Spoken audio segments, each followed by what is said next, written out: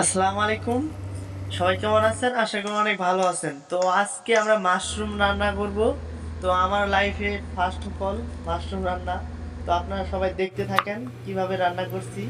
সকল কিছুই দেখাবো ইনশাআল্লাহ। তো প্রথমে আমরা মাশরুমটা ভালোভাবে কাটতে হবে, ভালোভাবে ধুয়ে নিতে হবে। তো সৌদিরে কিন্তু প্রচুর মাশরুম খায় এখানে। তো যারা মাশরুম খাইছেন তারা বুঝেন যে মাশরুমের স্বাদটা কত স্বাদ। আর যারা খান না তারা বুঝবেন না। তো আমরা এটা কিন্তু ভাজির মতোই রান্না করতে হয়।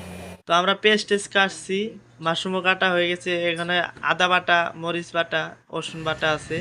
তো আমরা মাশরুমটা ভালোভাবে মেখে নিব।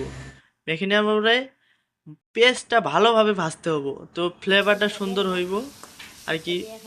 ফ্লেভারটা ভালো হইলে আপনার খাইতেও স্বাদ লাগবে মাশরুম।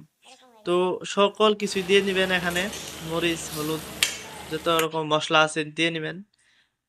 তো দেখেন এখানে কত সুন্দর হয়েছে। এটা খানিক জাল দিব আমরা। জাল দেওয়ার পরে কিছুক্ষণ আমরা ঢেকে দিলেন তোরে ভালো হবে। ঢেকে দেওয়ার পরে দেখুন অনেক সুন্দর হবে। পরে খাইতে অনেক ভালো লাগবে আর কি। তো মাশরুমটা হয়ে গেছে প্রায়, দেখেন কত সুন্দর হয়েছে। তো মাশরুমটা এটা অনেক স্বাদের একটা জিনিস, যারা খান নাই তারা বুঝবেন না।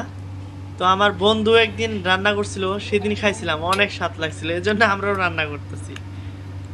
তো মাশরুমটা পুরোপুরি সম্পূর্ণ হয়ে গেছে, আমরা ঘরে নিয়ে আইছি, নিয়ে আসার পরে খাইলাম। তো আপনাদের সকল কিছুই আর কি শেয়ার করলাম। তো অনেক স্বাদ হয়েছিল, এটা হচ্ছে কবিতরে গুস্তর মতো লাগে। তো সবাই ভালো থাকেন, পরবর্তী ভিডিওতে দেখা হবে।